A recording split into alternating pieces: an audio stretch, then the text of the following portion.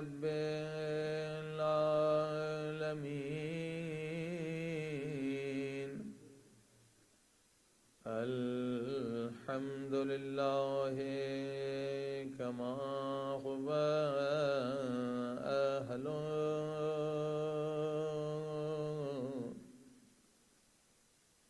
والصلاة والسلام على سيد المرسلين وخاتم النبيين أبي القاسم محمد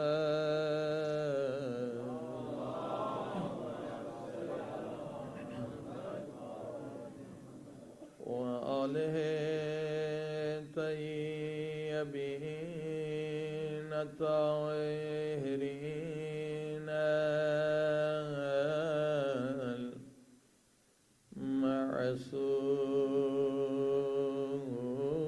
المعصومين إلهي عظم البلاء وبره الخفاء وانكشف الغطاء وانقطع الرجاء وضاقت الأرض ومنعت السماء وأنت المستعان وإليك المشتكى وعليك المؤول في شدة والرخاء اللهم صل على محمد وآل محمد أولي الأمر الذين فرضت علينا طاعتهم وعرفتنا بذلك منزلتهم وفرج عنا بحقهم فرجا عاجلا قريبا كلمح البصر أكرم سملك يا محمد يا علي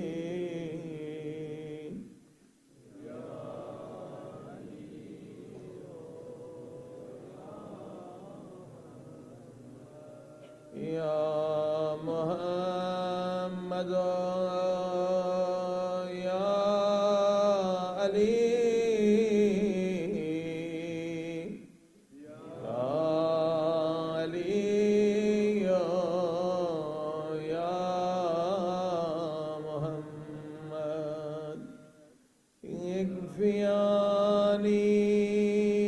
فإنكما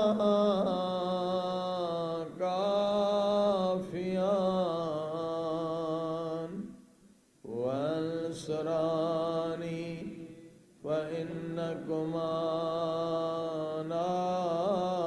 ناصران يا مولانا يا صاحب الزمان يا مولانا يا صاحب الزمان يا مولانا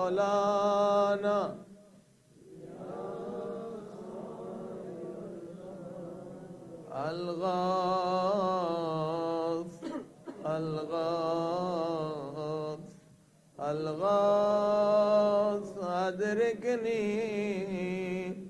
أدركني أدركني الساعة الساعة الساعة الأجل الأجل الأجل يا أرحم الراحمين بحق محمد وآله الطاهرين صلی اللہ.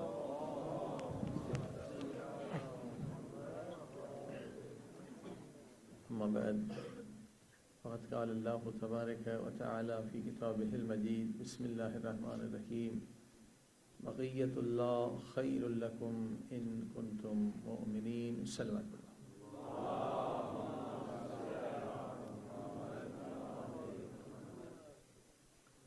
معزز سامعین، اللہ سبحانہ وتعالی اس آیہ کریمہ میں بہت ہی صاف انداز سے سرکار امام زمانہ کا ذکر فرما رہا ہے کہ بقیت اللہ کا وجود تمہارے لیے خیر کا وجود ہے اگر تمہارے دلوں میں ایمان موجود ہے. صلوات پڑھیں.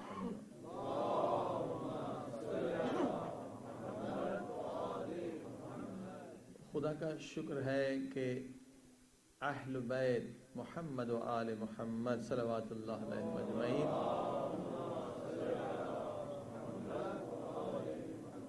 کے پاس وہ علم کے دریا ہیں، وہ خزانہ ہے جو پوری کائنات میں کسی اور کے پاس نہیں ہے. خود پیغمبر خدا صلی اللہ علیہ وآلہ وسلم کی یہ حدیث مبارک شیعہ سنی کتابوں میں موجود ہے کہ انا مدینۃ العلم علی اللہ،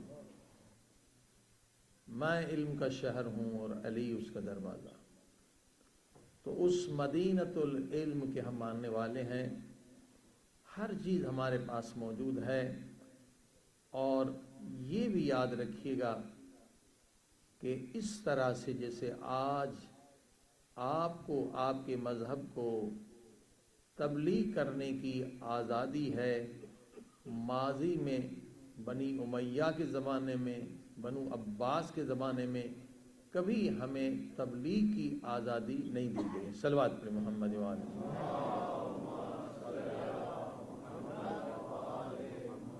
مذہب اہل بیت ہمیشہ سے مظلوم رہا. ہماری کتابوں کو جلا دیا گیا، ہمارے علماء کو شہید کر دیا گیا، ہمارے مبلغوں کی زبانیں کھینچ لی گئی، مگر اس کے باوجود وہ تبلیغ کرتے رہے، یہ پیغام پہنچاتے رہے. ہمارے مذہب کی پہلی کتاب جو سلیم ابن قیس کے نام سے ہے، یہ پہلی کتاب ہے، یہ پہلی نورانی کتاب ہے. یہ جو لکھی گئی اصلاً اسلام کی پہلی کتاب ہے. اور یہ کتاب کس طرح سے لکھی گئی؟ مولا علی کے زمانے میں لکھی گئی، مگر اس وقت یہ کتاب سر عام منظر عام پہ نہ آ سکی اور دفنا دی گئی. اس کے بعد کچھ سالوں کے بعد ورثاء نے دوسرے تک پہنچائی. پھر امام جعفر صادق علیہ السلام کے زمانے میں یہ کتاب آئی اور امام کو بھی دکھائی گئی، امام نے بھی تائید کی. یہ پہلی کتاب ایک جو مذہب اہل بیت کی ہے، وہ اسلام کی بھی پہلی کتاب ہے. اور یہاں یو کے میں اس پہ بڑی ریسرچ ہوئی ہے، ایڈنبرا یونیورسٹی میں. یہاں کے محققین نے بھی تسلیم کیا کہ اسلام کی پہلی کتاب یہ سلیم ابن قیس ہے، مگر وہ کن کن مراحل سے گزری ہے، کتنی صدیاں لگی ہیں اس کو چھپنے میں. صلوات پڑھی محمد و آل محمد. منظر عام پر آنے یہ ساری مشکلات سے ہمارے مذہب کو گزرنا پڑا، کیونکہ مذہب حق ہے. اور جتنے شہید مذہب اہل بیت کے ہیں، حضرت آدم سے لے کر آج تک کسی مذہب نے اتنے شہید نہیں کیے. بنی امیہ نے بھی قتل عام کیا مذہب اہل بیت کے ماننے والوں کا، اور بنی عباس نے اس سے زیادہ قتل عام کیا. یعنی جو آپ کے شہداء ہیں ان کی تعداد لاکھوں میں نہیں ہے بلکہ کروڑوں میں. یعنی اس وقت اگر پورے دنیا کے مذاہب کی تاریخ دیکھی جائے تو جتنا مذہب شیعہ مظلوم ہے دنیا کا کوئی مذہب اتنا مظلوم نہیں ہے. صلوات پڑھی محمد و آل محمد.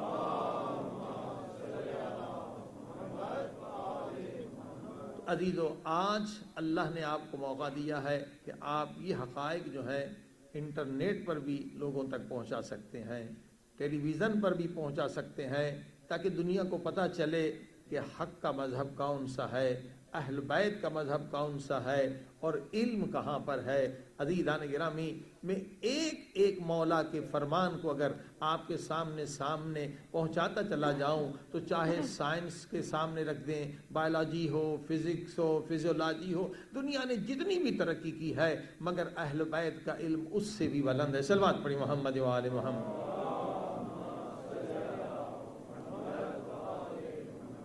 یہ مشہور واقعہ جو مولا کا آپ نے سنا ہوگا کہ کچھ لوگوں نے حضرت علی کے علم کو آزمانا چاہا. کہا کہ ایسی کوئی چیز کریں کہ علی کی دو باتوں میں سے ایک بات نعوذ باللہ غلط ہو جائے.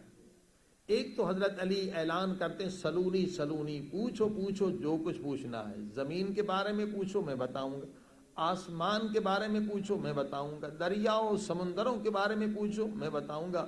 مگر افسوس اس وقت لوگ اتنے نادان تھے، کیا پوچھتے تھے؟ کہتے تھے مولا میرے سر میں بال کتنے ہیں. صلوات پڑھی محمد والے.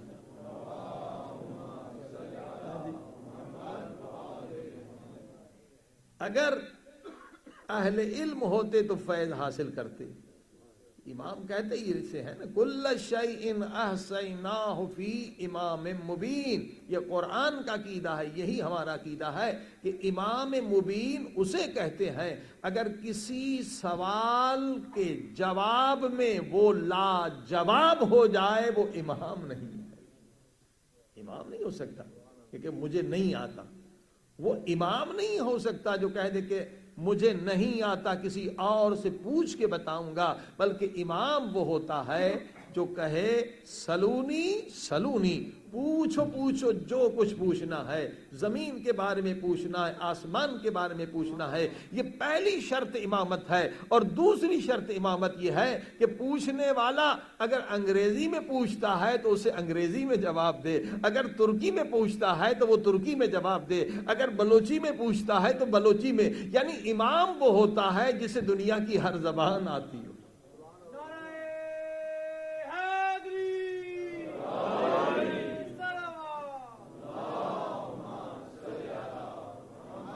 کل شیء، جس کے پاس تمام اشیاء کا علم موجود ہو. یہ نہیں کہ امام ہم اسے مان لے کے کہے کہ بھئی ٹرانسلیٹر کہاں ہے، یہ کیا کہہ رہا ہے، مجھے سمجھ میں نہیں آ رہا. نہیں، امام وہ ہوتا ہے جس کے پاس ہر زبان کا علم بھی موجود ہو. صرف انسانوں کی زبان نہیں بلکہ چونٹی کی زبان بھی جانتا ہو، حیوانوں کی زبان بھی جانتا ہو، پرندوں کی زبان بھی جانتا ہو. صلوات پڑھی محمد و آل محمد.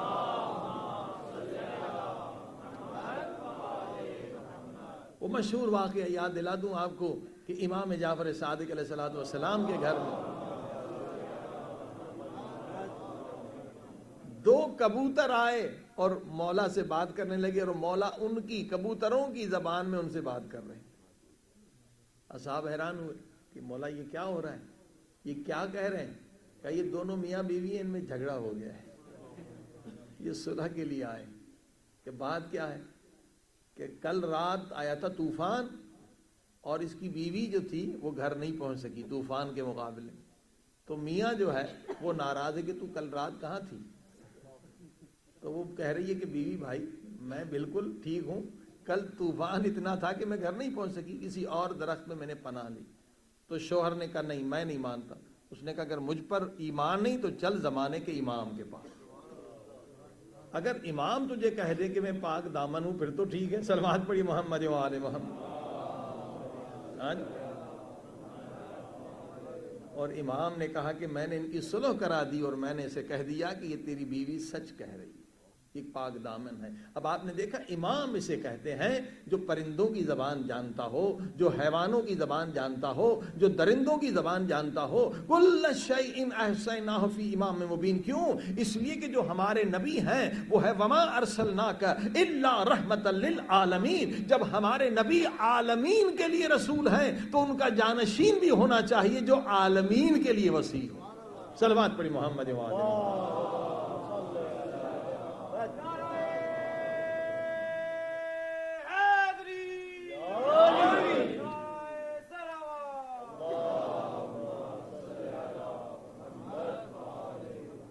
کہنے لگے کہ مولا علی ایک تو یہ کہتے ہیں کہ جو پوچھنا ہے پوچھو، اور دوسرا یہ کہتے ہیں کہ میری نماز، اے سورج تو گواہ رہنا۔ مولا علی نے سورج سے کہا کہ کبھی تو نے نماز کے وقت علی کو سوتے ہوئے نہیں دیکھا، علی فضیلت کے وقت میں نماز پڑھتے۔ تو اب انہوں نے سوال بڑا مشکل بہت سوچ کے بنایا کہ علی کی ایک بات غلط ہو جائے، اور مولا علی جب مسجد میں جانے لگے وہ بھی نماز مغرب، کیوں نماز مغرب کی فضیلت کا وقت بہت تھوڑا ہوتا ہے، باقی نمازوں میں فضیلت کا وقت کافی ہوتا ہے۔ سوال یہ تھا کہ مولا علی سے پوچھا گیا مولا یہ بتائیے کہ وہ حیوانات، وہ پرندے کون سے ہیں جو بچے دیتے ہیں، اور وہ کون سے ہیں جو انڈے دیتے ہیں؟ ظاہر ہے کہ لمبی فہرست ہو جائے گی، اور اتنے میں مولا کی نماز جو ہے وہ فضیلت والی نکل جائے گی۔ صلوات پڑھی محمد وعلى محمد۔ ہاں جی، اور اگر کہا کہ بھئی جواب میں نہیں دیتا تو کبھی آپ نے سلونی کا دعویٰ کیوں کر رکھا ہے؟ یا تو سلونی کا دعویٰ غلط کر دیں گے یا نماز فضیلت کے وقت پہ قضا کروا دیں گے۔ اور بہت خوش تھے کہ بھائی یہ سوال واقعاً بڑے مفکروں نے بنایا ہے، بڑے علماء نے بنایا ہے، اور آج ہمارا کامیابی ہونے والا دن ہے۔ اور مولا جیسے مسجد کے دروازے پر پہنچے یہ سوال لے کر آ گئے، اور مولا نے مسکرا کر کہا کہ یہ کوئی مشکل سوال ہی نہیں، تو بہت آسان سوال ہے۔ وہ کیسے کہ ہزاروں لاکھوں پرندے ہیں، ہزاروں لاکھوں حیوان ہیں، ہم سب کی لسٹ چاہتے ہیں کہ کون سے پرندے ہیں، کون سے حیوان ہیں جو بچے دیتے ہیں، اور کون سے ہیں وہ انڈے دیتے ہیں۔ واقعاً اس پر، اسی ایک مولا کے فرمان پر آج سائنسدان حیران ہیں کہ مولا نے کیسے جواب دیا۔ یقیناً یہ وہی جواب دے سکتا ہے جس کے سامنے کائنات بن رہی ہو اور وہ دیکھ رہا ہو، دوسرا نہیں دیکھ۔ دنیا حیران۔ مولا نے کہا بہت آسان ہے۔ کہا کیسے؟ کہا جن کے کان باہر نکلے ہوئے ہیں وہ بچے دیتے ہیں، اور جن کے کان اندر ہیں وہ انڈے دیتے ہیں۔ صلوات پڑھی محمد وعلى محمد۔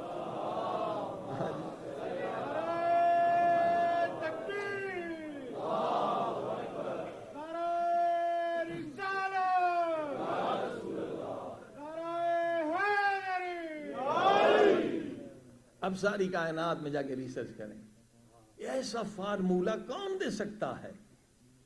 اس وقت تو اتنی ساری، ظاہراً تو مولا علی جو تھے وہ عربستان ہی میں تھے، پورے افریقہ، امریکہ، ساری دنیا میں تو ظاہراً نہیں گئے تھے، مگر فارمولہ ایسا بتلایا جس کو کوئی انسان بھی ریجیکٹ نہیں کر سکتا۔ عزیزان گرامی، یہ اہل بیت کا علم ہے جو کسی کے پاس نہیں ہے، لہٰذا الحمدللہ ہم اہل بیت کے ماننے والے ہیں، ہمیں بھی یہی علم حاصل کرنا چاہیے۔ صلوات پڑھی محمد وعلى محمد۔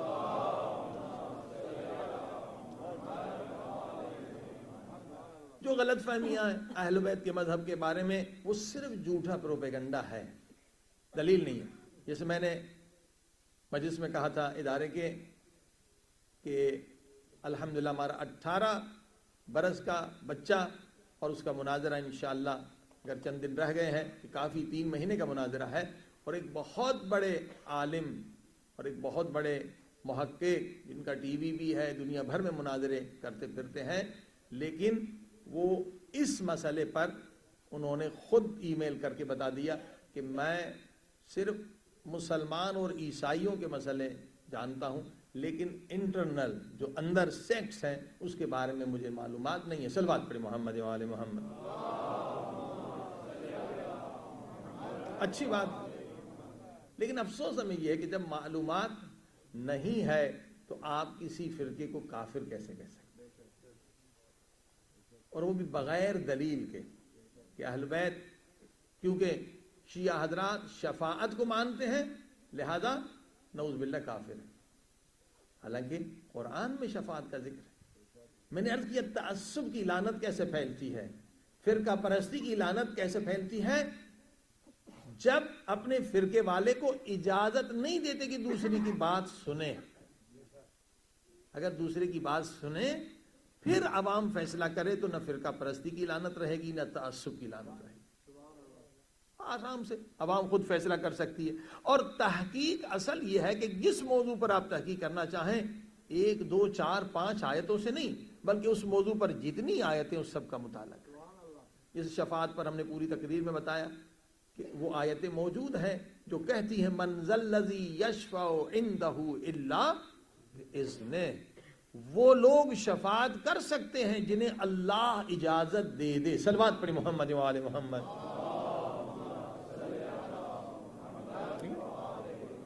اور وہ ساری آیتیں، وہ شفاعت کر سکتے ہیں جن سے اللہ راضی ہے، وہ شفاعت کر سکتے ہیں جن سے اللہ نے عہد لیا ہے اور انہوں نے عہد کو پورا کیا ہے۔ لہٰذا چند آیتیں وہ بھی بت پرستوں کے بارے میں ہیں، انہیں بیان کر کے کوئی انسان شفاعت کا منکر نہیں ہو سکتا۔ اور سورہ نساء کی دوسری آیت بہت اہم ہے شفاعت کے بارے میں، جو میں نے وہاں بیان نہیں کی تھی، یہاں بیان کرنا چاہتا ہوں، اور بہترین دلیل ہے۔ ہمارے جوان یہ دلائل اپنے پاس رکھیں تاکہ انٹرنیٹ پر جب گفتگو ہو، کہیں پر بھی گفتگو ہو، تو آپ یہ دلائل پیش کر کے کسی کا عقیدہ بہتر کر سکتے ہیں، درست کر سکتے ہیں۔ سورہ نساء میں 4 سورہ ہے، وَلَوْ أَنَّهُمْ إِذْ ظَلَمُوا أَنفُسَهُمْ جَاءُوكَ فَاسْتَغْفِرُوا اللَّهَ وَاسْتَغْفَرَ لَهُمُ الرَّسُولُ، اے میرے محبوب اگر کوئی انسان اپنے نفس پہ ظلم کرے، گناہ کرے، گناہ کیا اس نے، گناہ کس کا کیا؟ خدا کا کیا۔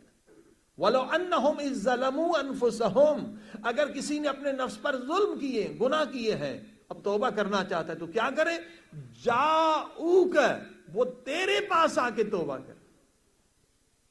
گناہ تو اللہ کے کیے ہیں نا، تو نبی کے پاس کیوں آئے؟ جاؤک، وہ تیرے پاس آئے، واستغفر اللہ واستغفر لهم الرسول، اے میرے محبوب اگر تو نے اسے بخش دیا تو میں اللہ بھی بخش دوں گا۔ آپ نے دیکھا شرط لگا رکھی کہ اگر تو نے اسے بخش دیا تو میں اللہ بھی اسے بخش دوں گا۔ یہ آیت صاف بتا رہی ہے کہ رسول خدا کو حق شفاعت ہے، اگر رسول خدا معاف کرتے ہیں تو اللہ بھی معاف کر دیتا ہے۔ صلوات پڑھی محمد و آل محمد۔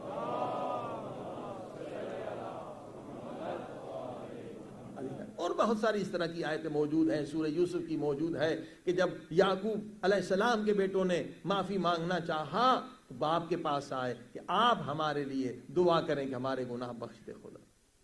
انہوں نے کہا ٹھیک ہے، میں گناہوں کی معافی آپ کے مانگوں گا۔ لہذا شفاعت ہے، لیکن شفاعت پر 1 2 اعتراض ہے، اس کا جواب بھی سن لیں۔ آیتیں تو ہیں شفاعت کے بارے میں بہت ساری، لیکن کچھ اعتراضات ہیں، آبجیکشنز ہیں، ان کے جواب بھی آپ کو جاننا چاہیے۔ آبجیکشن ایک یہ ہے، اس سے کہتے ہیں کہ یہ شفاعت جو ہے زندہ انسان کر سکتا ہے، جو انسان مر جائے وہ کیسے شفاعت کر سکتا ہے؟ زندہ تو شفاعت کر سکتا ہے، کیونکہ یہ آیت سورہ یوسف میں بھی ہے کہ یعقوب علیہ السلام کے بیٹوں نے کہا بابا ہماری شفاعت کریں، تو کہتے ہیں ٹھیک ہے زندہ کی شفاعت۔ یہ آیت بھی ابھی آپ نے سنے سورہ نساء کی، کہتے ہیں ہاں جی زندہ کی شفاعت تو ہو سکتی ہے، زندہ شفاعت کر سکتا ہے، لیکن جو مر جائے وہ کیسے شفاعت کر سکتا ہے؟ اب مسئلہ یہ ہے کہ جو شفاعت ہوتی ہے آیا اس کا تعلق جسم سے ہے یا روح سے ہے؟ صلوات پڑھی محمد و آل محمد۔ ہاں جی، یہ جو کہتے ہیں کہ زندہ ہے تو شفاعت کر سکتا ہے، تو آیا اس کا تعلق فزیکلی باڈی سے ہے کہ جو زیادہ موٹا ہے وہ زیادہ شفاعت کر سکتا ہے؟ ہاں جی، فزیکلی باڈی سے اس کا تعلق نہیں ہے، اس کا تعلق اسپریچولی لیول سے ہے کہ روحانی طاقت جس کے اندر زیادہ ہو، روحانی طہارت جس کے اندر زیادہ ہو، روحانی صداقت جس کے اندر زیادہ ہو، وہ شفاعت کر سکتا ہے، نہ کہ جسمانی۔ تو عزیزان گرامی، روح تو یہاں بھی ہو یا وہاں پر بھی ہو، بلکہ باڈی کے اندر جو ہے روح محدود ہو جاتا ہے، جب باڈی سے نکل جائے تو اس کی طاقتیں لامحدود ہو جاتی ہیں۔ صلوات پڑھی محمد و آل محمد۔ ہاں جی،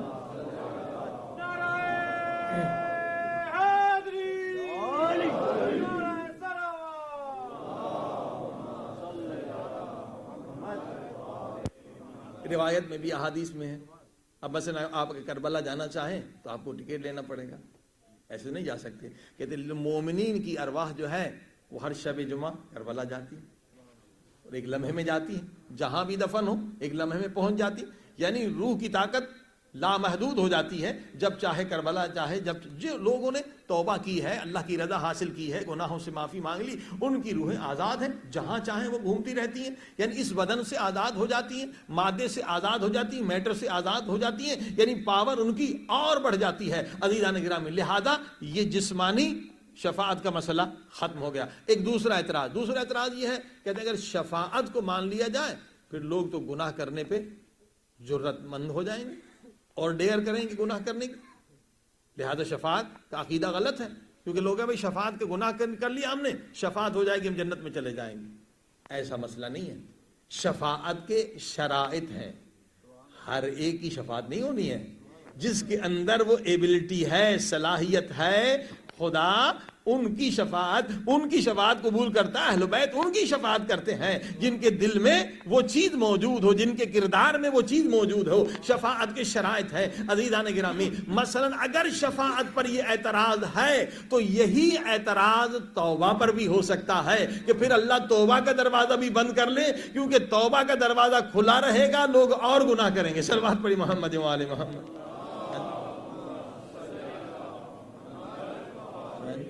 کیونکہ میں توبہ کر لیں گے, اب گناہ کر لیتے ہیں توبہ کر لیں گے. نہیں, جو اس نیت سے گناہ کرتا ہے اس کی توبہ ہی قبول نہیں ہوتی.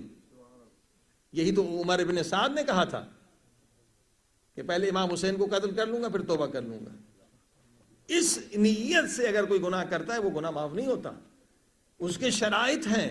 تو جس طرح سے توبہ کا دروازہ اللہ نے بند نہیں کیا, ایک رحمت کا دروازہ ہے, اسی طرح سے شفاعت کا دروازہ بھی اللہ پاک نے بند نہیں کیا ہے, اور یہ بھی رحمت کا دروازہ ہے. توبہ کے بھی شرائط ہیں, شفاعت کے بھی شرائط ہیں. صلوات پڑھی محمد و آل محمد.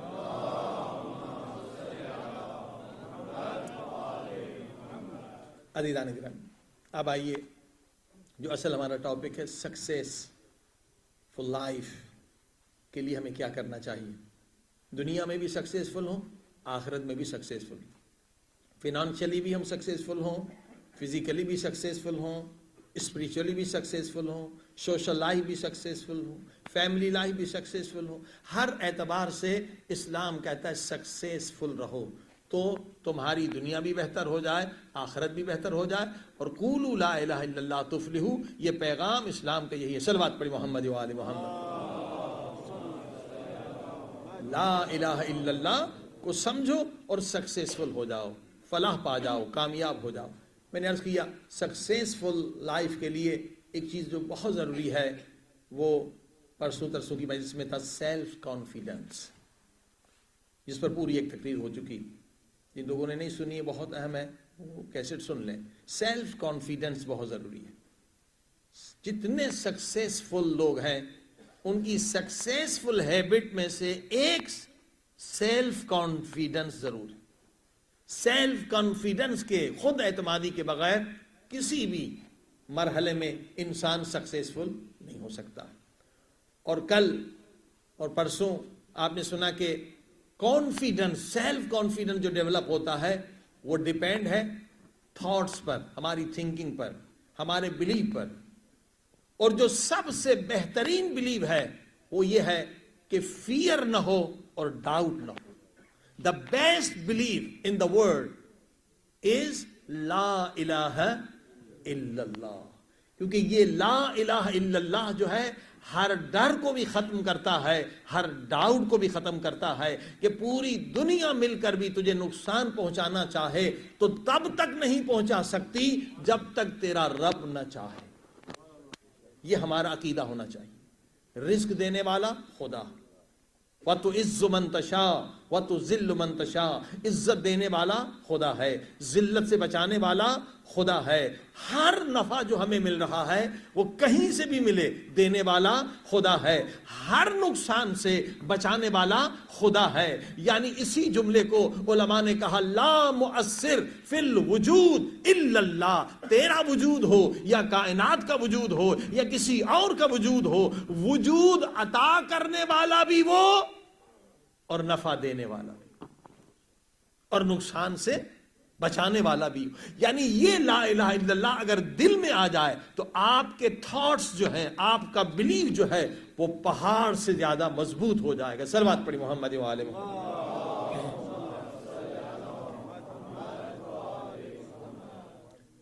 اور یہ بھی ایک سائیکولوجیکلی ثابت پروف چیز ہے کہ جتنا اسٹریس اور ٹینشن ہے، every type of stress and tension depend on negative thinking، جس پر کل ہم نے گفتگو کی. جو اسٹریس ہے، ٹینشن ہے، جس کے لوگ بیچارے سو نہیں سکتے اور زندگی کا مزہ نہیں اٹھا سکتے، یہ کیوں ہے؟ نیگیٹو تھنکنگ کی وجہ سے. غلط سوچ انسان کے پورے سکون کو برباد کر دیتی. You change your thinking, change your life. اگر آپ پازیٹیولی سوچنا شروع کریں، آپ کی زندگی میں مزہ ہی مزہ آئے گا، سکون ہی سکون ہوگا، پیس آف مائنڈ ہوگا. کیونکہ اللہ نے جو روح آپ کو دی ہے یہ ایک میگنیٹ ہے، میگنیٹ اٹریکشن ہے، اس میں بہت پاور ہے. جو اللہ نے ہمیں سول دیا ہے اس کے اندر ایک میگنیٹ ہے، ایک کشش ہے، لیکن یہ تباہ ہو جاتی ہے جب ہم نیگیٹیولی سوچتے. مثلا آپ کسی کو غصہ کر کے دیکھیں تو اس کے برے اثرات سامنے والے پر پڑیں گے، لیکن آپ کسی کو سلام کر کے مسکرائیں تو یہ کیا ہوگا؟ آپ ایک میگنیٹک فیلڈ کریٹ کر رہے ہیں، اٹریکٹ کر رہے لوگوں کو. اور جب آپ مسکرائیں گے تو آپ کو بھی مزہ ملے گا، دوسرے کو بھی مزہ ملے گا، آپ کو بھی سکون ملے گا. آپ کی سیلف اسٹیم اوپر جائے گی اور دوسرے کی بھی سیلف اسٹیم اوپر جائے گی. اور اگر آپ نے غصے سے دیکھا تو خود آپ کو بھی نقصان ہوگا، ان کو بھی نقصان ہوگا. صلوات پڑھی محمد و آل محمد.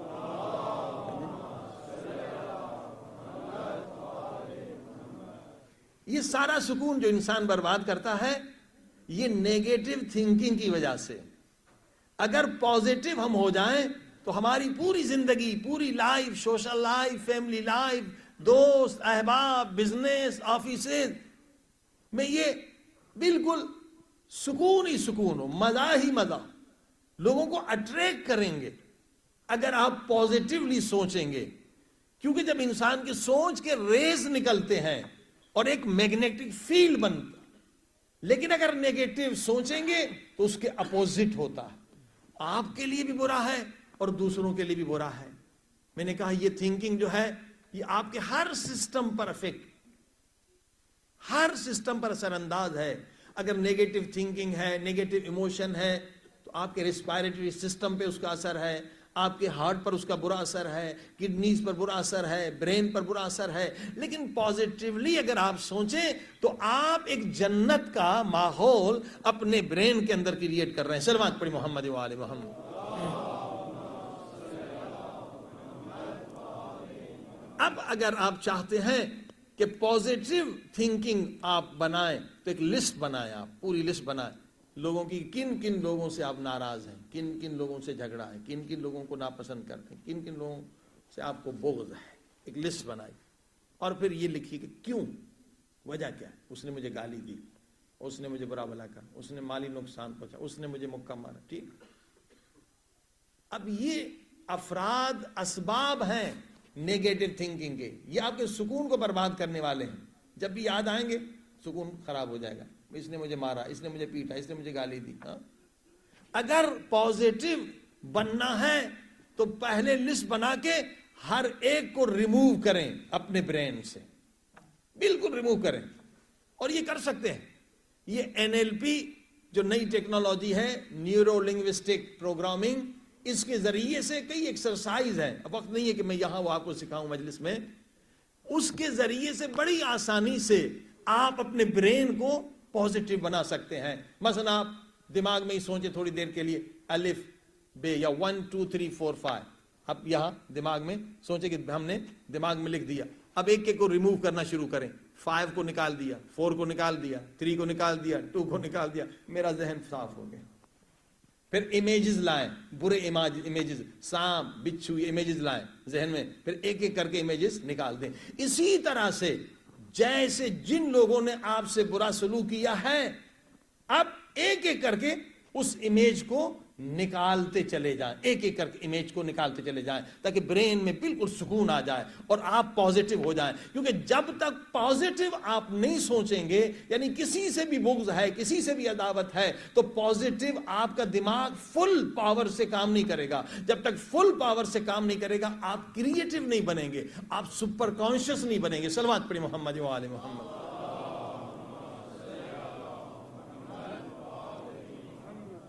یہ رکاوٹیں، یہ ہرڈل ہیں، ان کو ہٹانا ہے، ان پتھروں کو ہٹانا ہے اور ذہن کو بالکل فریش سکون. میں نے کہا سب سے زیادہ پاورفل اور سب سے بڑی نعمت اللہ نے برین دیا، اور ہم لوگ کتنا استعمال کرتے ہیں؟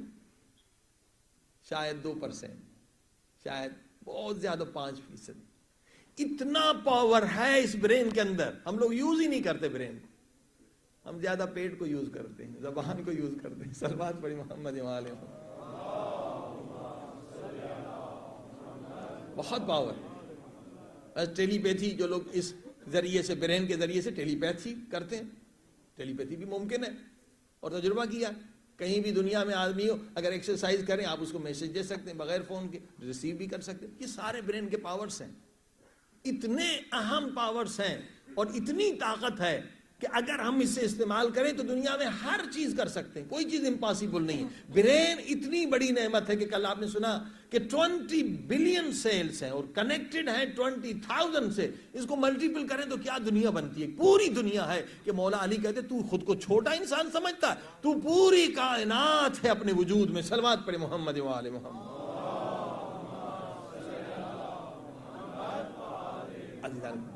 اب آئیے اس سلسلے کو آگے بڑھیں کہ نیگیٹو تھنکنگ جب تک ہوگی آپ کبھی کریٹیو نہیں بنیں گے. اس کو ریموو کریں، نکال دیں، کچرے کو نکال دیں، نجاست کو نکال دیں اور برین بالکل صاف رکھیں. اب سپر کانشیس بننے کے لیے، کریٹیو مائنڈ بننے کے لیے جتنے بھی سائنٹسٹ ہیں، جتنے بھی دنیا میں سکسیسفل ترین لوگ ہیں وہ کریٹیو ہیں، وہ سپر کانشیس برین والے لوگ ہیں. بننے کے لیے ایک چیز جو بہت ضروری ہے اور اکثر ہم لوگ نہیں کرتے وہ ہے گول سیٹنگ. جب تک گول سیٹنگ آپ نہیں کریں گے تب تک آپ سپر کانشیس نہیں بن سکتے، تب تک آپ کریٹیو نہیں بن سکتے. گول سیٹنگ کیا ہے؟ گول سیٹنگ سے آپ کو ایکسائٹمنٹ آتا ہے، گول سیٹنگ سے آپ ایکسٹرا انرجی نیچر سے لیتے ہیں. دیکھیے بعض لوگوں کو ایکسٹرا انرجی ہے، 4 گھنٹے کام کرتے ہیں تھکتے نہیں ہیں اور فزیکلی مینٹلی بالکل فٹ فاٹ ہوتے ہیں، بالکل صحیح ہوتے. یہ کیا ہے؟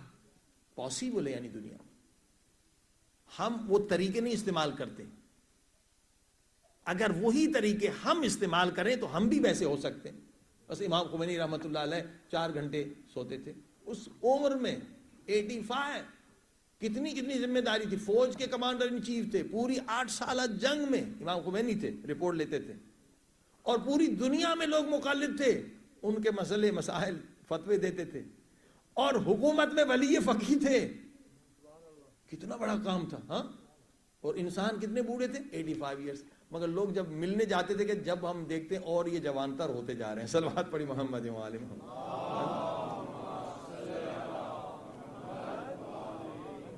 فزیکلی بوڑھے ہو رہے تھے مگر برین اور روح اور جوانتر. یہ کیا ہے؟ یعنی یہ پاسبل ہے، ہم بھی یہ چیز کر سکتے ہیں، امپاسبل نہیں ہے. گول سیٹنگ کے بغیر آپ سکسیسفل لائف حاصل نہیں کر سکتے. گول سیٹنگ بہت اہم ہے اور اسلام میں بھی اس کی بڑی اہمیت ہے. اس وقت آیت اللہ ناصر مغارم شیرازی ہیں، مجتہد ہیں، حوزے کے بڑے ہیں اور میرے خیال میں 80 ایئرس ان کی زندگی ہے. انہوں نے کہا میں نے حساب کے لیا اگر میں 100 ایئرس زندہ رہا تو میں نے گول سیٹنگ 100 ایئرس تک کر لی ہے. صلوات پڑھی محمد و آل محمد. اتنا اہم. جب گول سیٹنگ نہ ہو تو انسان کی زندگی مردہ ہو جاتی ہے، اس میں ایکسائٹمنٹ نہیں ہوتا، اس میں چارم نہیں ہوتا، اس میں ایکٹیو نہیں ہوتا، اس میں جوش جذبہ ختم ہو جاتا ہے. لہذا گول سیٹنگ ہی کے ذریعے سے آپ سکسیسفل ترین انسان بن سکتے ہیں. اور گول سیٹنگ جب کریں وہ علم کو سامنے رکھ کر, تحقیق کو سامنے رکھ کر, کسی سے مشورہ لے کر, کسی محقق کے سامنے گول سیٹنگ پاورفل ہو. چھوٹے چھوٹے گول نہ ہو, بلکہ یاد رکھیے گول سیٹنگ جتنی مضبوط ہوگی, جتنی پاورفل ہوگی, اتنی زندگی آپ کی پاورفل ہوگی اور اتنے آپ سکسیسفل رہیں گے. صلوات پڑھیں محمد و آل محمد.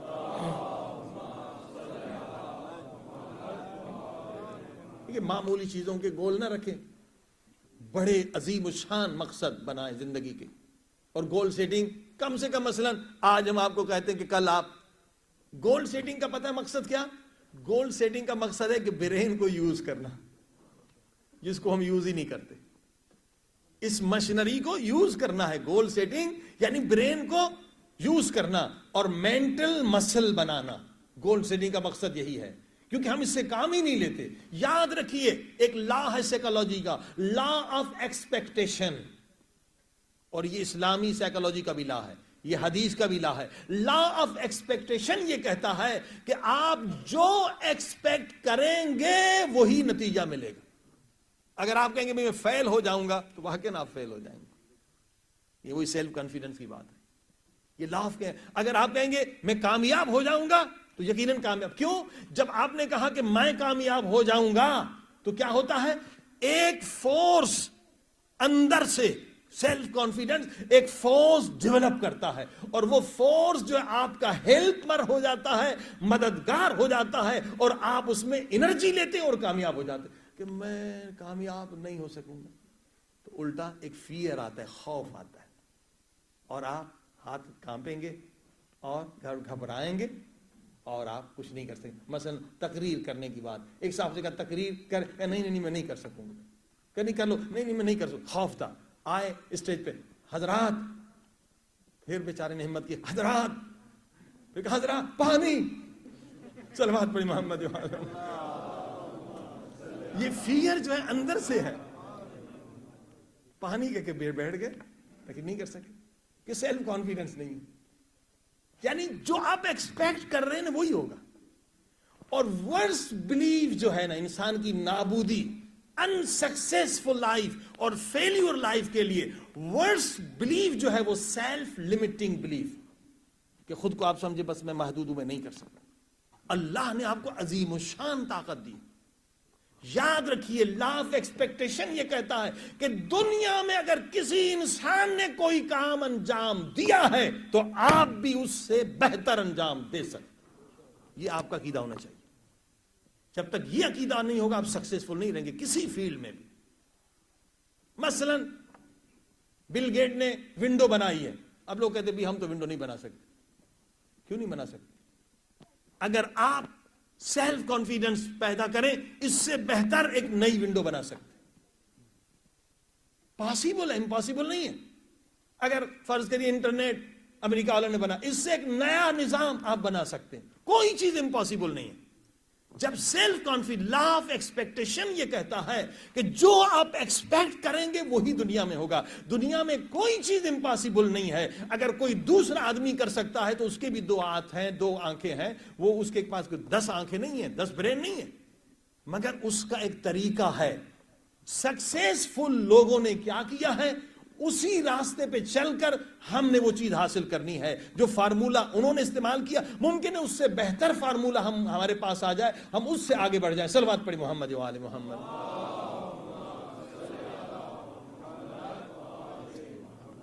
یہ سازش ہے کہ کسی ملت کو نابود کرنا ہے تو اسے احساس کمتری, انفیریئر کمپلیکس میں مبتلا کریں کہ آپ نہیں کر سکتے. کسی قوم کو تباہ کرنا ہے تو سائیکالوجی طور پر یہ تباہ کر کہ نہیں آپ تو نہیں کر سکتے, آپ تو پاکستانی آپ نہیں کر سکتے, آپ ہندوستانی بھی نہیں کر سکتے, ہاں جی آپ مسلمان نہیں کر سکتے. کر سکتے ہیں, ہر کام کر سکتے ہیں. لا آف ایکسپیکٹیشن یہ کہتا ہے کہ ہم زیادہ کر سکتے ہیں کیونکہ ہمارے پاس وہ تمام طاقتیں موجود ہے, برین بھی ہے, آنکھیں بھی ہیں, اور اس کے علاوہ ہمارے پاس غیبی طاقت بھی موجود ہے, وہ ایمان کی طاقت ہے. صلوات پڑھی محمد و آل.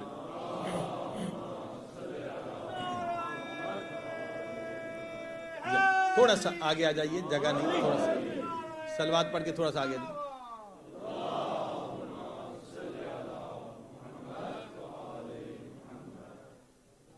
بار دیگر سلوات.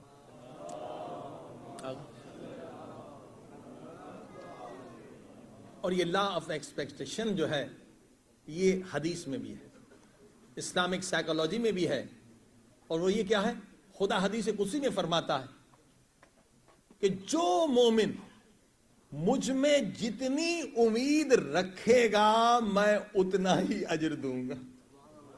یعنی خدا میں بھی ہے, law of expectation Islamic psychology میں بھی ہے کہ خدا میں جتنی امید رکھیں گے خدا اتنا عطا کرے.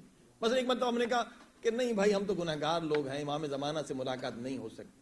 جب پہلے ہی ہم نے ہتھیار پھینک دیے تو واقعی نہیں ہو سکے گی. بھائی جنہوں نے کیے وہ کوئی فرشتے تھے, انہوں نے جو کام کیے ہم بھی اگر کریں گے تو ملاقات ہوگی. لہذا لا آف ایکسپیکٹیشن یہ کہتا ہے کہ جو آپ ایکسپیکٹ کریں گے وہی ہوگا. پوری زندگی میں اگر آپ نے کہا میں کامیاب ہوں گا تو یقیناً کامیاب ہوں گے, اگر آپ نے کہا میں ناکام ہوں گا تو ناکام ہو جائیں گے. صلوات پڑھی محمد و آل محمد.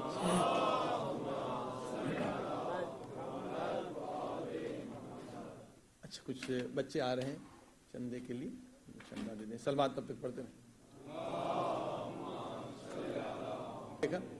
کہ لا آف ایکسپیکٹیشن بہت پاورفل ہے اور اسلامی پروف ہے, حدیث کا پروف ہے. جو آپ ایکسپیکٹ کریں گے وہی ہوگا, اللہ میں جو امید رکھیں گے وہی ہوگا. اور میرا خود ذاتی تجربہ ہے, میں غالباً جو ہے چوتھی جماعت میں تھا, 8 سال کا تھا. تو جو امام بارگاہ تھا ہمارے شہر میں اس کے ہم ہی متولی تھے, ہم ہی دیکھتے تھے. تو اکثر میں نوحہ, چھوٹا تھا 8 سال کا, قصیدہ نوحہ پڑھتا تھا. تو اتنے میں ایک دوسرے شہر کا ایک بچہ آیا, اس کی عمر میری تھی, وہ بہترین مجلس پڑھتا تھا اور میں نے کبھی مجلس پڑھی نہیں تھی. تو میرے جتنے رشتہ دار تھے وہ کہتے تھے بھائی تم تو بس قصیدہ پڑھتے ہو نوحہ, دیکھو یہ بچہ تمہاری کتنی اچھی تقریر کرتا, تمہیں تو تقریر کرنا نہیں آتی. اور میں نے کبھی زندگی میں تقریر نہیں کی تھی, لیکن یہ لا آف ایکسپیکٹیشن, میں ان سے تو نہیں کہتا تھا, دل میں کہتا تھا میں ان سے اچھی کر لوں گا. اور 1-2 مرتبہ کہہ بھی دیا, وہ کہتے ایسے ہی باتیں کرتے کر کے دکھاؤ. تو میں نے تقریر تیار کی اور عاشور کے دن جو بہت بڑا مجمع ہوتا ہے اس دن کی, اور وہی جو میں نے سوچا تھا کہ میں اچھی تقریر کر لوں گا اور ویسے ہی میں نے ان سے اچھی تقریر کر لی. یعنی یہ خود 8 برس کی عمر میں میرا اپنا تجربہ ہے کہ جو میں نے ایکسپیکٹ کیا تھا بالکل ویسی ہی تقریر میں نے کر لی. تو اب آپ ہر فیلڈ میں یہ دیکھیں لا آف ایکسپیکٹیشن بہت پاورفل ہے. مثلا اب دیکھیے ہمارے قوم کے اندر یہ فتنہ ہو گیا ہے. اب بعض لوگ کہتے ہیں جی ان کی اصلاح نہیں ہو سکتی, یہ سدھر نہیں سکتے. پہلے ہی آپ نے کہہ دی یہ سدھر نہیں سکتے تو پھر نہیں سدھر پائیں گے, آپ نے ہتھیار پھینک دی. ایسے بھی لوگ تھے یہ انقلاب کے بعد امام خمینی کو نعوذ باللہ گالیاں دیتے تھے. مرحوم ہمارے ترابی صاحب, حسن ترابی صاحب, ان کی مسجد میں ایک اچھا خاصا آدمی تھا, نمازی, مگر جو اس زمانے میں بی بی سی کا television, B B C radio کا پروپیگنڈا تھا کہ امام خمینی یہ کر رہے ہیں, جھوٹا پروپیگنڈا. تو شیعہ ہو کے وہ برا بلا کہتا تھا. تو سمجھانے کی کوشش کی گئی, دعا بھی کہ اللہ اس کو ہدایت دے, بوڑھا آدمی ہے خامخواہ اپنے مرجع کو برا بلا کہہ رہا ہے, پروپیگنڈا میں. تو وہ آدمی جو گالیاں دیتا تھا وہ روتا ہوا آگے اس نے توبہ کی. کہ کیا ہوا؟ کہ رات میں نے خواب میں دیکھا امام حسین علیہ السلام کی زیارت.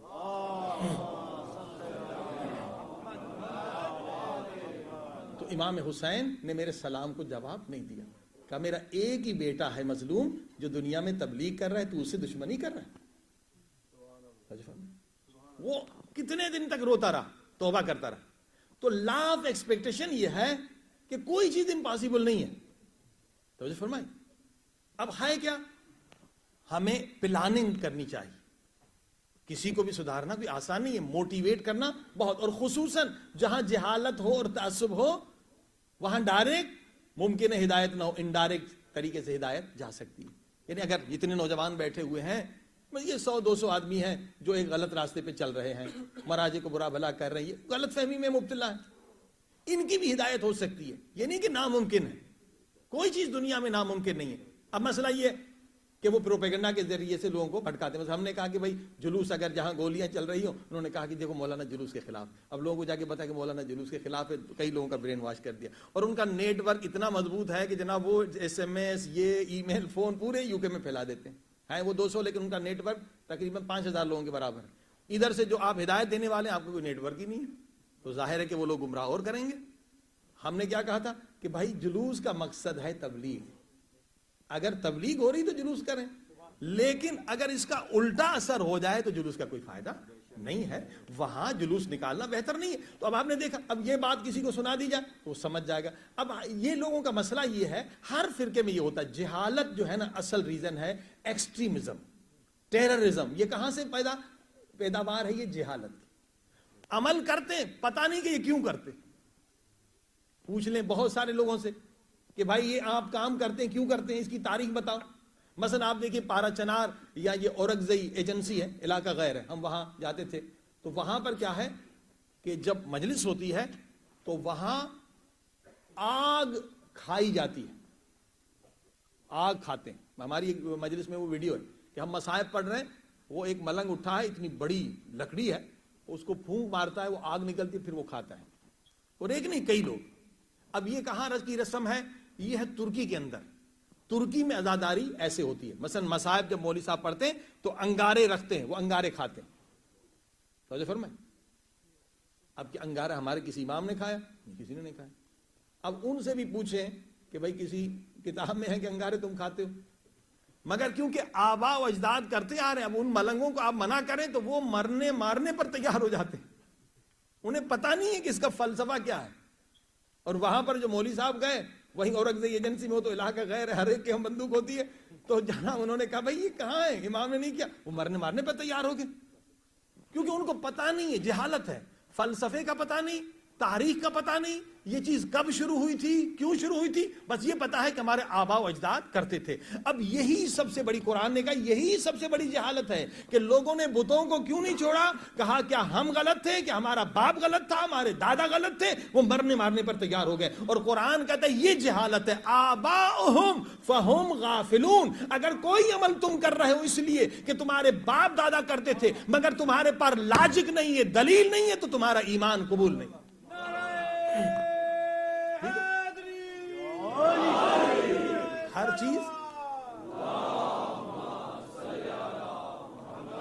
ہر چیز کی لاجک ہوتی ہے، ہر چیز کا فلسفہ ہوتا ہے۔ اب فلسفہ کیا ہے؟ وہاں پر اس کی تاریخ یہ ہے کہ انہوں نے ایک دوسرے لوگ جو عزاداری کے دشمن تھے ان کے ساتھ مباہلہ چیز ہو گیا، مباہلہ، مناظرہ بھی ہوتا ہے، مباہلہ ہوتا ہے۔ کہتا ہے آپ کی عزاداری جھوٹی ہے، آپ کا سب کچھ جھوٹا ہے۔ اچھا آ جاؤ، تم آگ کھاؤ یا ہم آگ کھاتے ہیں۔ اور جب یہ مباہلہ ہوا تو کئی ہزار لوگ شیعہ ہو گئے، ٹھیک ہے۔ اب یہ ان کا عمل وہاں کے لیے بالکل فٹ ہے۔ بھائی 1000 آدمی شیعہ ہو جیسے بڑھ کر کیا؟ کہا بھائی تم اگر سچے ہو تم آگ کھا کے دکھاؤ، ہم دیکھو آگ کھاتے ہو، آگ کھاتے انہیں کچھ نہیں ہوتا ہے۔ تو لوگوں نے کہا بھائی مذہب یہی سچا ہے، صلوات پڑھی محمد و آل محمد۔ ٹھیک، اب اس کی تاریخ یہ ہے، ہر چیز کی تاریخ سمجھو، فلسفہ سمجھو۔ لیکن اب اگر یا انگلینڈ میں آگے کوئی آگ کھائے کہیں گے یہ شعبدہ بازی ہے یا پاگل ہے یہ، ٹھیک ہے نا، اس کا اثر نہیں ہوگا۔ عزاداری کا مقصد ہے کہ جس ملک میں رہتے ہو اگر اس عزاداری سے لوگوں کو اٹریکٹ کر کے اپنے مذہب میں لا سکتے ہو تو وہی کام کرو۔ ہر ملک میں الگ ہے، ہر ملک کا کیونکہ ماحول الگ ہے۔ اب برما سے یہ آگ کا ماتم شروع ہوا، وہاں بھی یہی تھا کہ آپ سچے ہیں یا ہم سچے ہیں۔ کہا چلو ہم آگ پہ چلتے ہیں، مباہلہ کرتے ہیں، دیکھو اگر ہم جل گئے تو ہم جھوٹے، تم جل گئے تو تم جھوٹے، اور آگ جلائے گی۔ یہ برما سے شروع ہوا، اور سب سے پہلے اس کی تاریخ یہ ہے آگ کے ماتم کی۔ اور شیعہ گھس گئے آگ میں، کسی کا پاؤں نہیں جلا، ہزاروں شیعہ ہو گئے۔ صلوات پڑھی محمد و آل محمد۔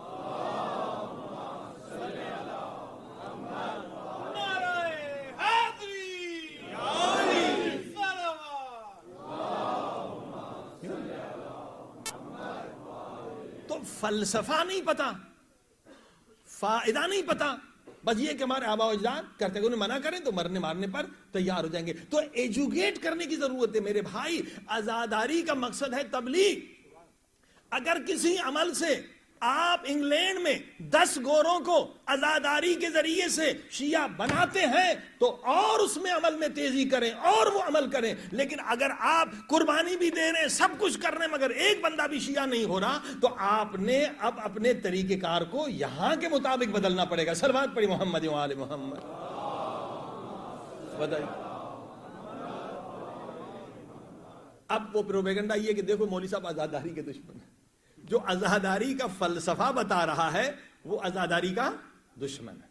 یہ جہالت، ان جاہلوں نے ایک نیٹ ورک بنا رکھا ہے، غلط میسیجز، غلط بیانات، اور پوری دنیا میں پھیلاتے رہتے ہیں. عزیزان گرامی، آپ کی ہماری ذمہ داری ہے کہ ایجوکیٹ کریں، اور سب سے پہلے تو آپ خود مبلغ بن جائیں، خود آپ کے پاس علم ہو تاکہ جواب دے سکیں. اور الحمدللہ آج یہ چیزیں موجود ہیں اور آپ سب اس میں حصہ لیں، جتنے جوان ہیں ماشاءاللہ. میں نے عرض کیا کہ جہالت کا جواب یہی دو چیزیں ہیں: ایجوکیشن. ایجوکیشن کے بغیر جہالت کو آپ ختم نہیں کر سکتے، اور ایجوکیشن میں جب آپ کے پاس ایجوکیشن ہوگی تو آپ کسی کو دیں گے. آپ خود خالی ہوں گے دوسرے کو کیا دیں گے؟ صلوات پڑھیں محمد و آلہ.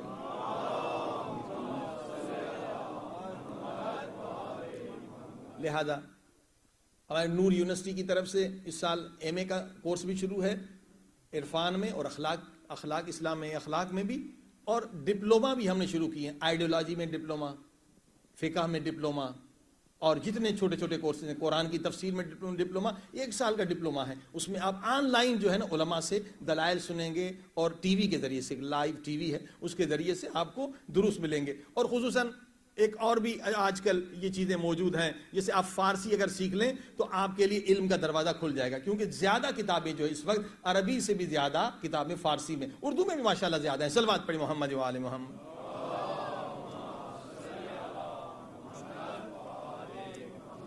بارہ دیگر صلوات پڑھیں. عزیزو، گول سیٹنگ جو ہے وہ لائف میں اگر نہیں ہے تو لائف میں کوئی مزہ نہیں ہے. تو کم سے کم آج آپ سوچئے 5 گول زندگی کے، اگر پنجتن پاک کو الحمدللہ مانتے ہیں تو 5، بلکہ اس سے زیادہ ہم 12 کو بھی مانتے ہیں، 14 زندگی کے گول بنائیں. فائنانشلی گول، فائنانشلی آپ انڈیپینڈنس ہونے چاہیے. مولوی جتنے حضرات ہوں مومنین انڈیپینڈنس ہو تاکہ غریبوں کی کتنے دنیا میں ہیں ان کی مدد کر سکتے ہیں. اور کوئی امپاسبل نہیں ہے، پاسبل ہے اگر آپ برین کو استعمال کریں. اچھا، گول سیٹنگ کا بہترین فارمولہ آپ کو بتا دوں کہ کیسے آپ کامیاب ہو سکتے ہیں. ہر فیلڈ میں کوئی چیز امپاسبل نہیں. اگر کوئی انسان جس فیلڈ میں بھی کامیابی اس نے بڑی حاصل کی ہے، مثلا فائنانشیل انڈیپینڈنس ہوا، آپ بھی وہاں تک پہنچ سکتے ہیں. کوئی ناممکن نہیں. سیلف کانفیڈنس ہونا چاہیے. مثلا یہ آبدی صاحب بیچارے BCCI کے، یہ پہلے نوکر ہوا کرتے تھے حبیب بینک والوں سے جھگڑا ہو گیا، انہوں نے نکال دیا. انہوں نے کہا میں تم سے بڑی بینک بنا کے دکھاؤں گا. ایک سیلف کانفیڈنس تھا، انہوں نے بنا کے دکھائی. اب وہ حالات کچھ بدل گئے. دنیا میں جو بھی کسی نے کام کیا ہے عظیم، آپ بھی کر سکتے ہیں.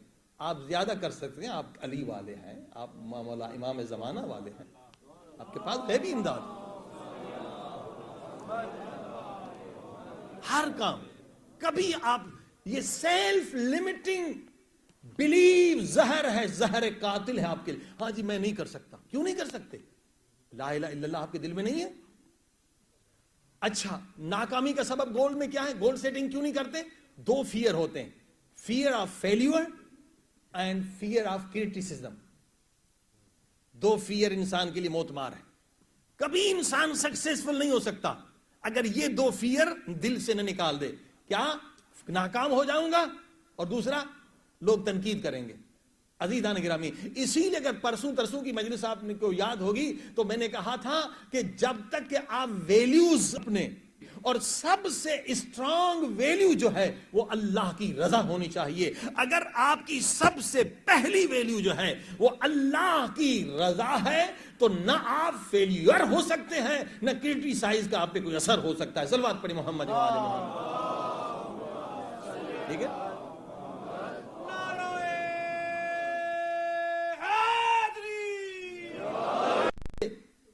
بڑا دشمن جو آپ کی سکسیسفل لائف میں ہے وہ ہے فیئر آف فیلیور اور فیئر آف کریٹیسزم. ذرہ برابر اس کی پرواہ نہ کریں. اب آئیے پریکٹیکلی گول سیٹنگ میں.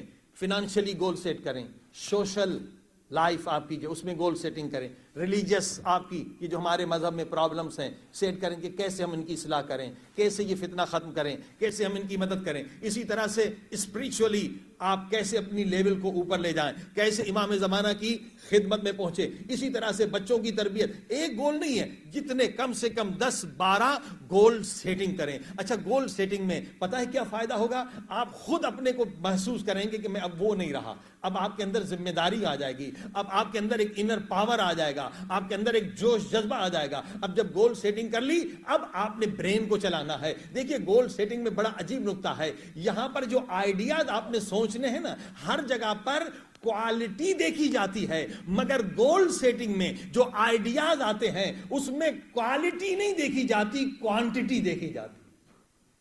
اب آپ پوچھیں گے یہ کیوں؟ ہر جگہ تو کوالٹی دیکھی جاتی ہے نا, مگر گول سیٹنگ میں جو آپ آئیڈیاز سوچیں گے, کم سے کم گول جتنے آپ نے بنا لیے, نماز فجر کے بعد اٹھیں اور سوچیں کہ میں اس گول میں کیسے کامیاب ہو جاؤں. آدھا گھنٹہ, اور یہی آدھا گھنٹہ جس کے لیے رسول خدا فرماتے ہیں 1 گھنٹہ فکر کرنا 70 سال کی عبادت کے برابر ہے. آپ سوچیں, یعنی اس برین کو یوز کریں جس کو ہم 1-2% یوز کرتے ہیں, اور آپ کیا ڈفرنٹ آئیڈیاز, جتنی کوانٹٹی زیادہ ہوگی آئیڈیاز کی اتنے سکسیسفل آپ رہیں گے. آئیڈیاز کہاں سے آتے ہیں؟ یہ پروردگار کی طرف سے آتے ہیں, عالم ارواح کے آتے ہیں, عالم نور سے آتے ہیں. فلیش ہوتی ہے, ایک فلیش, ایک مرتبہ نور چمکا, آئیڈیا آ گیا. سائنٹسٹ جو ہے گھنٹے گھنٹے لیبورٹریز میں رہتے ہیں. آپ کو پتا ہے یہ چاند پر گئے تھے تو کتنے سالوں سے یہ سوچ رہے تھے کیا کریں کہ اگر اتنا زیادہ پیٹرول ڈالیں گے تو اوپر نہیں جائے گا, سیدھا چاند پہ نہیں جا سکتا. آخر انہوں نے سوچا کہ نہیں, اس کے 2 حصے کر دیے جائیں, اور پرابلم سالو ہو گیا. اور یہ کتنے مہینوں سالوں سے سوچ رہے تھے, بات بہت چھوٹی تھی, اب ان کے سمجھ میں آ گئی, چاند پر پہنچ گئے. اسی طرح سے جتنا آپ سوچیں گے, ڈفرنٹ آئیڈیاز جب بنیں گے تو کیا ہوگا, آپ کے مینٹل مسلز بنیں گے, آپ دماغی طور پر اسٹرانگ ہوں گے, یعنی اس برین کو یوز کریں گے. اور ایک آئیڈیا بھی ہٹ ہو گیا, ایک بھی آپ کا آئیڈیا ہٹ ہو گیا تو اس چیز میں آپ ریولیوشن لا سکتے ہیں, آخری حد تک پہنچ سکتے ہیں. صلوات پڑھ محمد و آل محمد.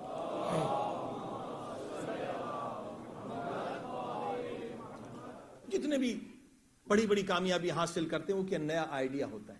بزنس میں ہو, ایجوکیشن میں ہو, ٹیکنالوجی میں, ہر چیز میں نئے آئیڈیاز ہوتے ہیں. اور آئیڈیاز وہی حاصل کرتے ہیں جو دماغ کو استعمال کرتے ہیں. باقی لوگ بیچارے ایسے ہی اندھوں کی طرح دوسروں کے پیچھے چلتے ہیں. لہٰذا ہم اندھے نہ رہیں, ہم خود سوچیں, برین کو یوز کریں.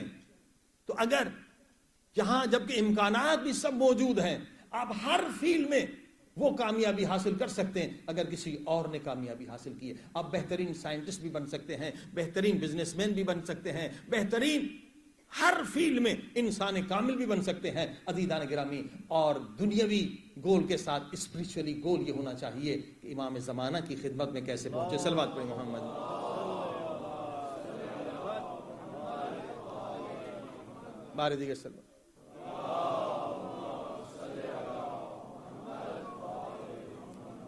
یعنی یہ ایکسرسائز ہے, برین کی ایکسرسائز. اور یاد رکھیے, کوئی بھی کام آپ کریں تو فیل نہیں ہوتا انسان, بلکہ آپ تجربہ حاصل کرتے ہیں. یہ نہیں کہ آپ فیل ہو گئے, بلکہ جسے آپ فیلیور سمجھ رہے ہیں اس سے آپ نے ایکسپیریمنٹ لیا, اور اس ایکسپیریمنٹ کی بنیاد پر آپ اور آگے بڑھ سکتے ہیں. کچھ نوجوان جنہوں نے بہت بڑی کامیابی حاصل کی تھی تو پوچھا بھائی کسی بزنس میں, کہ آپ نے کیسے اتنی بڑی چھوٹی عمر میں اتنی بڑی کامیابی؟ کہا اس سے پہلے ہم نے 18 اور بزنس کیے تھے, یعنی 18 میں فیل ہوئے تھے, اور 19ویں آئیڈیا میں ہم اتنے کامیاب ہو گئے کہ سب سے اوپر آ گئے. صلوات پڑھی محمد و آل محمد. اور انسکسیسفل لوگ وہ ہوتے ہیں جو ایک مرتبہ فیل ہو جائیں راستہ بدل دیتے ہیں, گھر بیٹھ جاتے ہیں. ہاں, یہ جو فیلیور ہے یہ آپ کو اسٹرانگ بنانے کے لیے ہے. آپ دیکھیے جنگ احد میں مسلمان ظاہراً شکست کھا گئے تاکہ اور مضبوط ہو جائیں. یعنی اگر آپ ایک کسی فیلڈ میں فیل ہوتے ہیں تو اسے فیلیور نہ سمجھیں, بلکہ آپ نے تجربہ حاصل کیا اور جو غلطیاں اپنی سمجھیں. اس میں ایک دوسرا لا ہے, وقت نہیں ہے, کل بیان کروں گا کہ جب تک کہ ہر چیز کی آپ خود ذمہ داری نہ لیں, you are responsible what is going on, what is happening. کسی اور پر ذمہ داری ڈالی تو کبھی سکسیسفل نہیں رہیں گے. یعنی اپنی غلطی کو ماننا کہ جو کچھ ہوا ہے میری وجہ سے. اگر آپ اس وقت جس پوزیشن پہ کھڑے ہیں وہ آپ ذمہ دار ہیں، اگر ناکام ہیں تو آپ ذمہ دار ہیں. اور اکثر ان سکسیسفل لوگ جو ہیں وہ بلیم دوسروں پر ڈالتے ہیں. صلوات پڑھی محمد و آل محمد. یہ بری ہیبٹ. کبھی کامیاب نہیں ہوں گے. اگر آپ نے کہا جی فلاں نے یہ کیا ورنہ ہم کامیاب ہو جاتے، فلاں نے یہ نہیں کیا ہماری مدد نہیں کی، نہیں. آج آپ جس جگہ پر کھڑے ہیں کامیاب یا ناکام اس کے ذمہ دار آپ ہیں، کوئی اور نہیں ہے. تو پھر کیا ہوگا کہ امپروومنٹ ہوگی کہ ہم نے یہ غلطی کی اب غلطی نہیں کریں گے تو اور آگے کامیابی ہوگی. اور یہی وہ اصول ہے جو قرآن نے بتلائے کہ اپنی غلطی کو تسلیم کرنا ایمان کی نشانی ہے. صلوات پڑھیں محمد و آل محمد.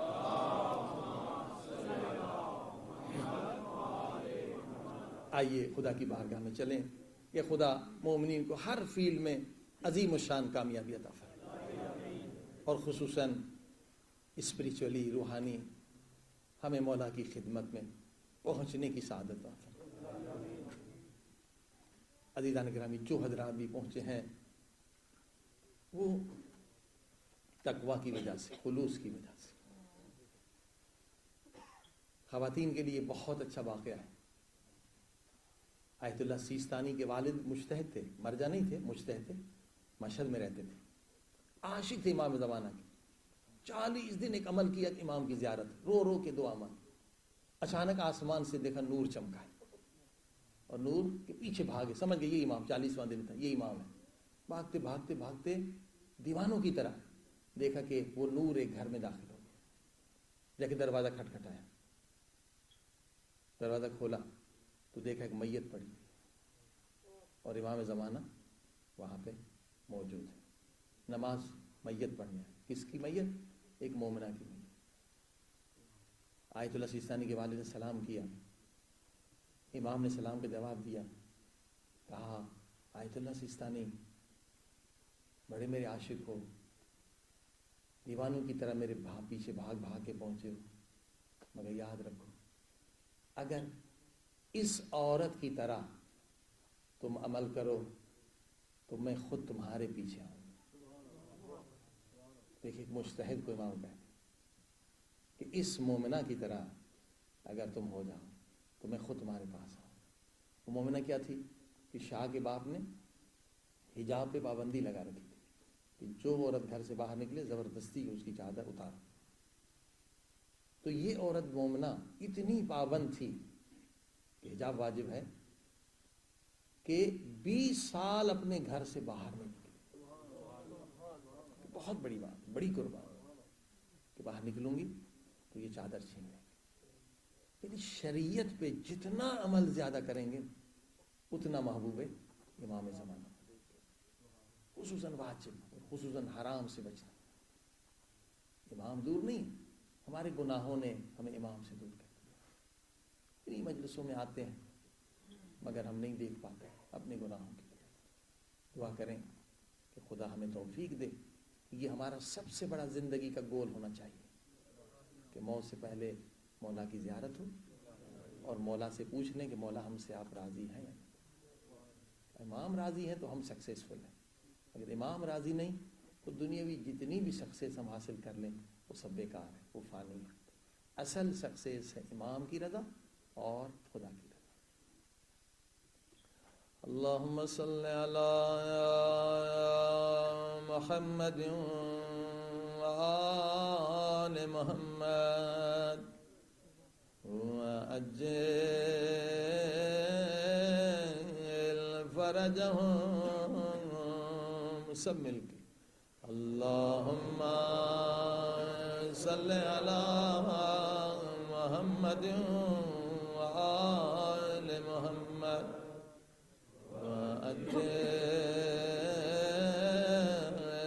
فرجهم. اللہم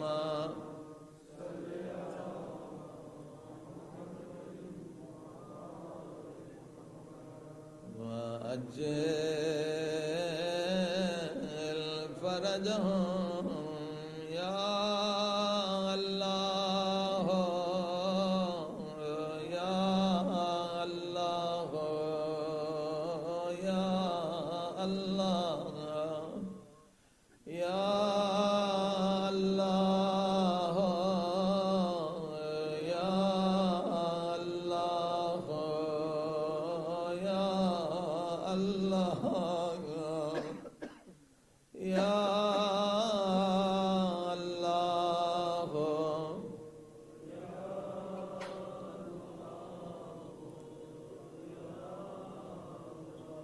میرے اللہ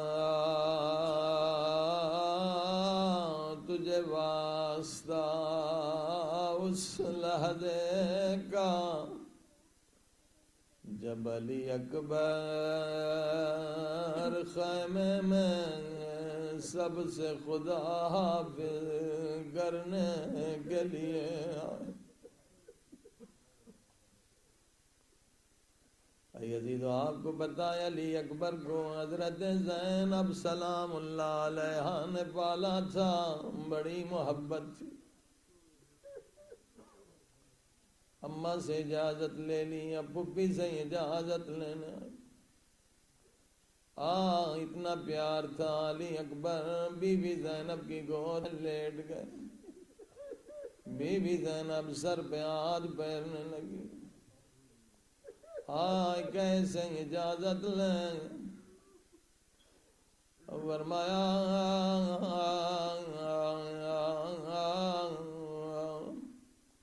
پھپھی اماں زہرا کا لال،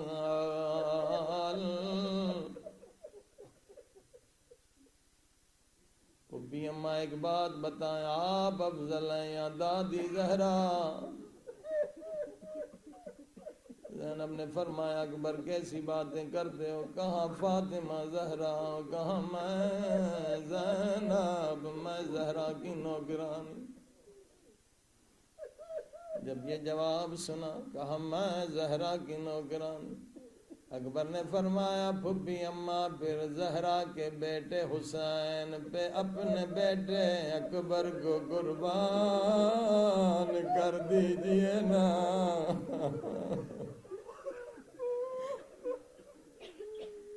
فرمایا خدا حافظ علی اکبر۔ عزادارو خود فوج یزید کہتی ہے جب علی اکبر خیمے سے نکلے کبھی خیمے کا پردہ اٹھتا تھا کبھی گرتا تھا۔